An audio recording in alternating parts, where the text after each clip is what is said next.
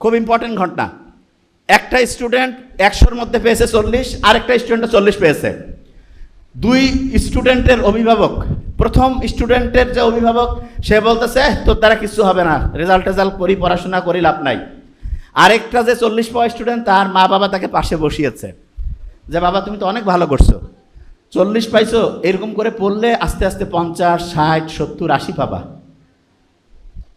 3 মাস পরে যখন পরের পরীক্ষা হয়েছে, যে স্টুডেন্টের মা বাবা তাকে পাশে বসিয়ে বলছে তুমি 40 পাইছো, আস্তে আস্তে তোমার হচ্ছে রেজাল্ট আরো ভালো করতে পারবা, পরের টার্মে দেখা গেছে সে সবার মধ্যে ফার্স্ট হয়ে গেছে।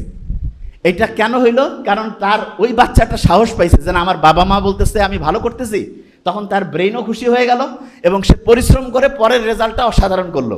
তাহলে অভিভাবক যারা আছে, সন্তানের রেজাল্ট যেরকমই হোক, প্রত্যেক অভিভাবকের প্রথম এবং প্রধান দায়িত্ব সন্তানের রেজাল্ট যেরকমই হোক তাকে পাশে বসিয়ে উৎসাহিত করা। কি করা?